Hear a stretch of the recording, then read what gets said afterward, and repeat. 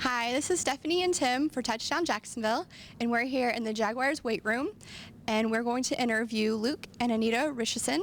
And Luke is the Jaguars strength and conditioning coach. Anita is the team nutritionist, and they're going to answer your questions that you submitted on Facebook. So we have a question from Kevin Pfeiffer.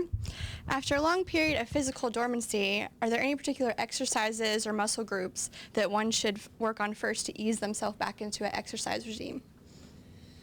Well, the hardest thing I think people find themselves is the getting back into it. Once you've started a routine and staying into it, the key is to stick with it. So if you've been out of training, you want to start out with a moderate tempo. A lot of people will go into the gym and crank out more weight than they can handle. They'll really overdo it and they'll get so sore they wonder why they even went back in the first place, and they start this vicious cycle again of dormancy and then getting back into it. So a moderate tempo is something that you can commit to. If it's something at 2 times a week, something at 3 times a week, geared around flexibility, some moderate conditioning, done easy on a bike or a treadmill, and then if you can start with just on the strength training with some of the weight training machines, that's the best spot to start. And then from there, once you've committed to that plan,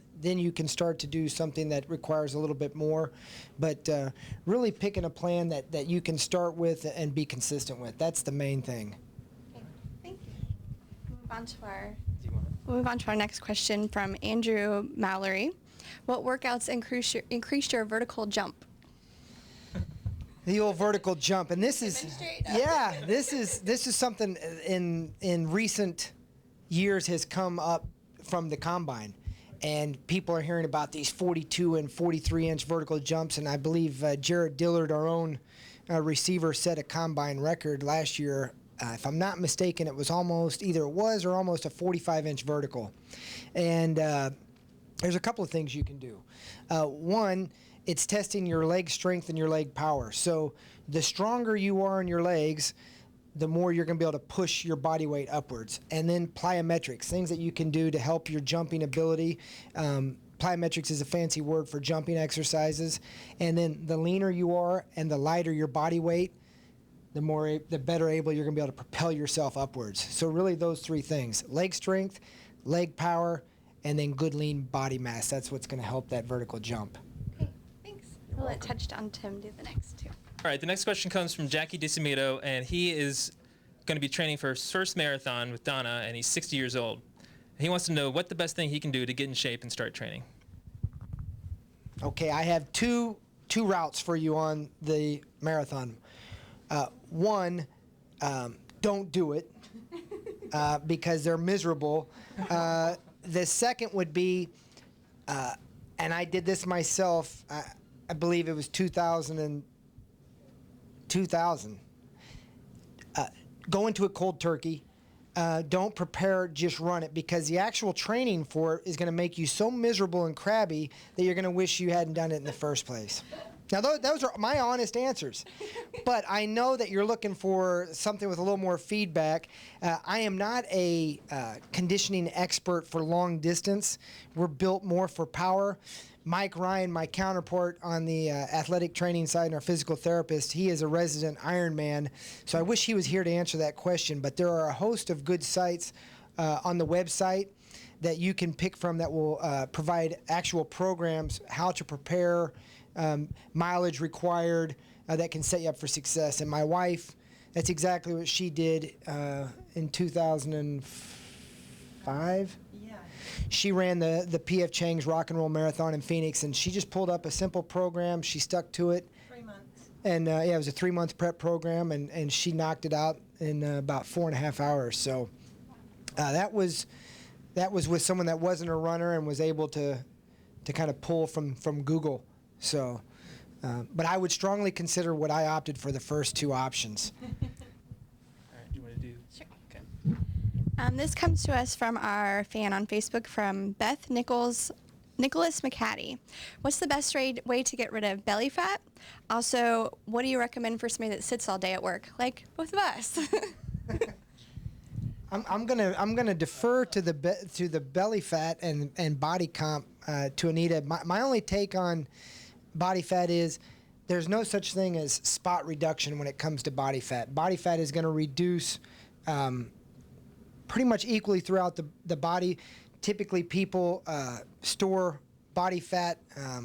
Men will store theirs more in their stomach. Women will store more in their hips and legs. But there are some things you can do. From a dormant lifestyle, just talking about from being at the computer, getting up, taking a walk, being active over lunch, simple things, parking your car further away in the parking lot. And then Anita can speak to a little bit about nutrition that will help with that. Nutrition has a lot to do with belly fat. One of the biggest things that you can look at reducing in your diet would be sugar. Sugar and high fructose corn syrup, things that are highly calorically dense. That means that for just a little bit, you're getting a lot of calories for just a couple of bites. Cookies, breads, pastries, things like that. That's a huge place you can start. And then overall carbohydrates, we want to be careful with what carbohydrates we're taking in. Whole foods forms of carbohydrates are the best, so brown rice, a potato is even good. That potatoes got a bad rap a long time ago, but they're good for you. Just make sure you're coupling that with some protein, like a chicken breast, some broccoli, and a baked potato. And be careful of the carbohydrate, and that should help trim the belly fat by quite a bit once you really dial it in on that. All right, the next question is coming from another runner who's getting ready to run the Gate River Run, Chris Atkins. He wants to know how much stretching and what kind of stretching should he do before going on a run. Apparently, he pulled a calf muscle while running the other day. One of the ways we prepare for practice is the old school thought was that you would do static stretching, which would be long periods of holds and really elongate the muscle, and they thought that was getting you ready to run. But we actually do a series of sequencing warm-ups of starting from the foot all the way up, of preparing the body to move the way it is when it's going to run. So we'll do some dynamic yoga type poses, what we call movement prep, and really it's geared around getting everything turned on and activated. The problem with doing static stretching or long holds is you actually kind of put the muscle to sleep, and you've put this long you've elongated the muscle, but it's not really ready to get going, and it kind of puts the muscle to sleep, and that's where you can kind of run into a calf strain or a setback in that area. So some light jogging, some active stretching, and if you go on to, there's a great website where I used to work, athletesperformance.com, you can actually see some of the a good plug from my former work. You can see some of the things that you can do to help with distance running and stretching.